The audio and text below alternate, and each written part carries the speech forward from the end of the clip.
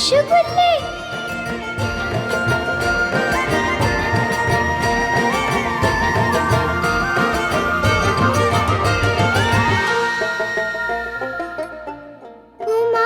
ये तो तेज धार वाला है। हाँ, इसकी ये तेज धारी काट के नाश कर देगी तुम्हारी बीमारी। याद रहे, अनिरुद्ध को ना दिखे और ना पता चले इस ताबीज के बारे में। तेरा क्या होगा रे बोंदिता? एक तरफ मेरी पिस्ते गीला करने वाली समस्या को ठीक करने के लिए ये ताबीज बांध दिया काका ससुर जी ने, और दूसरी तरफ चुनौती स्वीकार कर ली है पति बाबू ने। एकादशी की महापूजा से पहले अगर इस लड़की की ये आदत ठीक नहीं हुई तो इसे वापस अपनी माँ के यहाँ जाना पड़ेगा। स्वीकार? स्वीकार।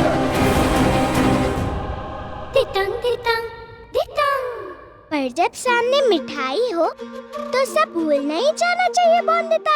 सिर्फ मिठाइयों पे ही ध्यान देना चाहिए। मिठाइयाँ गई एक बार मुंह में तो सब परेशानी भूल नहीं जाऊंगी। ये मिठाई कहाँ से आई? ओहो, काका ससुर जी को अभी आना था मेरे और मिठाइयों के बीच में। बड़े मलिक, आप जमींदारी की वसूली करने गए थे ना, तो आपके पीछे रतनलाल बाबू आए थे। उनके बेटे प्रदीप की शादी है ना। प्रदीप की? प्रदीप तो वही ना जो बटुक के साथ उसकी कक्षा में पढ़ता है। 11 साल का होगा ना? जी बड़े मालिक, 11 साल के दूल्हे राजा और 5 साल की दुल्हन। सही है।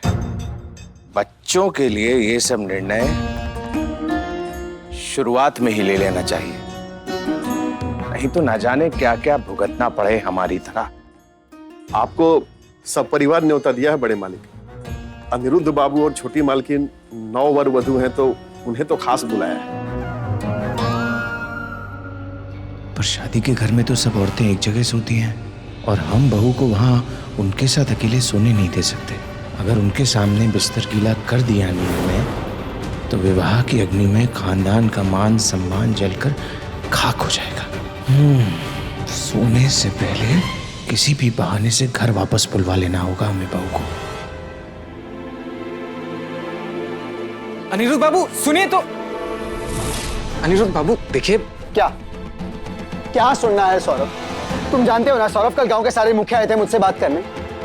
जब मैंने उनसे औरतों के लिए पब्लिक टॉयलेट मतलब गुसल खाने की बात की, मैं चाहता हूं हमारे तुलसीपुर में औरतों के लिए एक पब्लिक टॉयलेट बने। तुम बताओ सौरभ, इसमें हंसने वाली बात थी क्या? कोई दोष उनका नहीं है। कोई भी नई बात, कोई सोच जो परिवर्तन लाए, वो इन लोगों के समझ में नहीं आती जल्दी से। सौरभ, अगर उन्हें ये बात समझ नहीं आती तो हमें उन्हें इस बात को समझाना होगा। कोई समस्या है क्या बड़े मालिक? अरे रॉय चौधरी हैं हम, समस्या क्या होगी? तैयारी करो, हम सबके साथ जाएंगे। शादी में जाएंगे, ढेर सारी मिठाइयाँ खाएंगे, मोटर गाड़ी में भी बैठूंगी मैं तो। बटुक, रो क्यों रहे हो? मारा किसी ने विद्यालय में? अच्छा हुआ किसी ने मारा इसे, परेशान करता होगा उसे भी। जमींदार के बेटे को कोई मार सकता है क्या? वही तो। पर फिर रो क्यों रहे? विवाह हो रहा है मेरे दोस्त प्रदीप का। आज स्कूल से उसे छुट्टी भी ले ली। अब उसकी पत्नी आएगी तो वो मेरे साथ खेलेगा या उसके साथ? लड़कियां रोती हैं, लड़के नहीं। ऐसा क्यों? लड़के नहीं रोते, लड़कियां ही रोती हैं।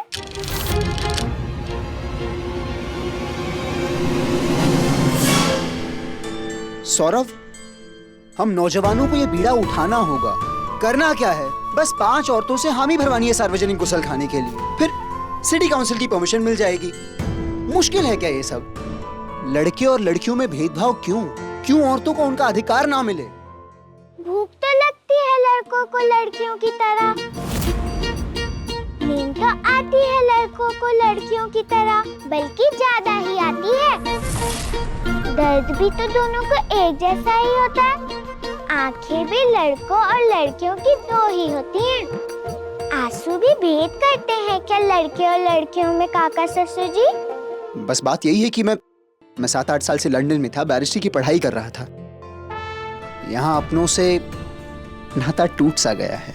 तुम साथ रहोगे तो सबको लगेगा कि शायद कोई अपना बोल रहा है, मान जाएं शायद सब। तो मेरी मदद करोगे ना सौरभ? अनिरुद्ध बाबू, आप मेरे मालिक हो। फिर से मालिक सौरभ, कितनी बार बताया तुम्हें, हम बचपन के दोस्त हैं। भूल गए क्या बचपन में कैसे साथ में स्कूल जाया करते थे, साथ में खेला करते थे? तो अब से याद रखना, हम पहले दोस्त हैं, बाकी सब बाद में। अच्छा, मुझे गुसल खाना बनवाने में देरी नहीं करनी, तो बताओ कब मिलवा रहे हो मुझे गांव की औरतों से? जल्दी जल्दी चलेंगे। ये हुई ना बात। किस प्रकार का बेतुका प्रश्न है ये? हर चीज में कुतर्क ही करना है तुम्हें। अपना छोटा सा दिमाग ये बेकार के सवाल पूछने की बजाय अपनी समस्या में क्यों नहीं लगाती? जो दिया है वो पहना है ना। मुंशी जी, आप जाइए, जब जरूरत होगी तो बुलवा लेंगे। जी मालिक।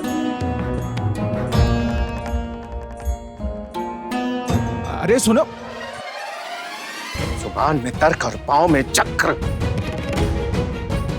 इस लड़की पे नियंत्रण करना होगा। मुंशी जी, आपको भी नहीं होता है ना शादी में जाने का? वो छोटा सा डिब्बा आपने जो बगल में रखा है ना, उससे पता चला मुझे। ये तो बहुत अच्छा हुआ। अब शादी में जमकर नाचूंगी मैं, क्योंकि संपूर्णा दीदी और जमाई बाबू भी तो आएंगे ना वहाँ। लेकिन छोटी मालकिन, मुझे सपरिवार न्योता नहीं है, केवल 2 लोगों को ही न्योता दिया है उन्होंने। हाँ तो संपूर्णा जीजी और जमाई बाबू 2 ही तो हुए। लेकिन छोटी मालकिन, शादी में तो घर के बड़े लोग जाते हैं ना। कितनी सारी बातें करनी है मुझे संपूर्णा दीदी से। जब से नदी पे नहाने जाना बंद हुआ है, मिली भी नहीं हूँ उनसे। मुंशी काका इतनी सी बात नहीं मानेंगे अपनी छोटी मालकिन की आप। जमाई बाबू तो सब मानते हैं पति बाबू की बात। कोई बात नहीं, छोटी हूँ ना मैं, कौन सुनेगा मेरी? नहीं छोटी मालकिन, ऐसा ना कहिए। आप जैसा चाहती हैं ना, वैसा ही होगा। सच्ची? तो आप संपूर्णा दीदी और जमाई बाबू को भेज दीजिएगा हवेली में। पति बाबू से कहकर एक साथ शादी में जाएंगे हम, गाते हुए जाएंगे, बहुत मजा आएगा। जी छोटी मालकिन। चल बोंदिता, पेटी भी तो जमानी है शादी में जाने के लिए। सब सामान तैयार रखना चाहिए ना मुझे, फिर इस तरह बाबू के आने से पहले। शादी में हम नहीं, सौरभ और संपूर्णा बहू जाएंगे। लेकिन शादी में बड़ों को जाना चाहिए, बच्चे। समझ लो ये हुक्म है। किसका? छोटी मालकिन का, और मैं इनकार नहीं कर पाया।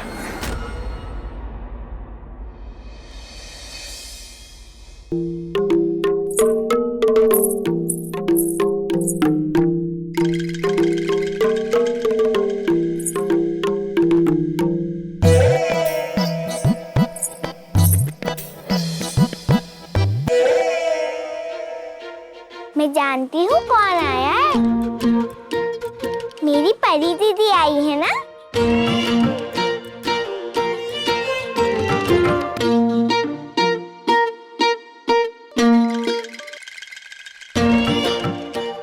तुम्हारी आंखों पर तो कपड़ा था, तो कैसे जाना कि मैं आई हूँ? आपकी खुशबू से जाना। कितनी अच्छी खुशबू आ रही है आपसे। ऐसा लग रहा है जैसे बगीचे के सारे गुलाब छिड़क लिया हो खुद पर आपने। अनिरुद्ध को जो पसंद है ये खुशबू, और जो उसे पसंद है वो मुझे पसंद। परी दीदी, अपनी पसंद की साड़ी निकाल दोगे आप मेरे लिए? साड़ी क्यों? कहीं जा रही हो तुम? हाँ, इसीलिए तो इतनी खुशी में। अनिरुद्ध मान गया तुम्हें अपनी माँ के पास भेजने के लिए? ये तो सच में बहुत खुशी की बात है। नहीं, इसलिए नहीं खुश हूँ मैं। तो आज शादी में जाने का न्योता आया है। बट्टू के दोस्त की शादी है, आपको भी बुलाया है।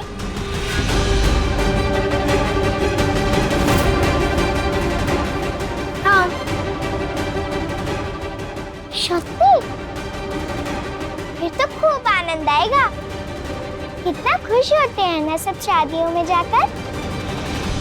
लेकिन आपको पता है परी दीदी, अपनी ही शादी का कुछ याद नहीं है मुझे। कुछ भी? हल्दी लगी थी वही याद है। पर अपनी शादी का कुछ याद क्यों नहीं तुम्हें? पता नहीं, दुल्हन की तरह सजी हुई थी मैं। नई साड़ी थी और नए गहने थे, पर अच्छा नहीं लग रहा था मुझे। और रीत तो थी, कुछ नहीं खाया था मैंने सुबह से। फिर मामी खीर लेकर आई। खीर खाकर न जाने कैसे गहरी नींद आ गई थी मुझे।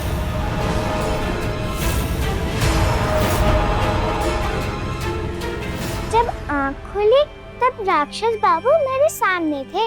आप कौन हैं? मेरे होने वाले पति क्या?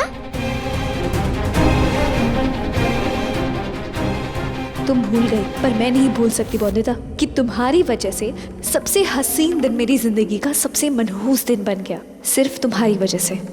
जो मैं कहना चाहता हूँ तुमसे और जो तुम सुनना चाहती हो मुझसे, उसकी गवाह बनेगी आज की रात। आंखों में आंखें डाल, अंग्रेजी में आई लव यू कहेगा मेरा अनिरुद्ध। अनिरुद्ध दादा वापस तो आए, साथ में एक दुल्हन को लेकर आए। विवाह कर लिया उन्होंने।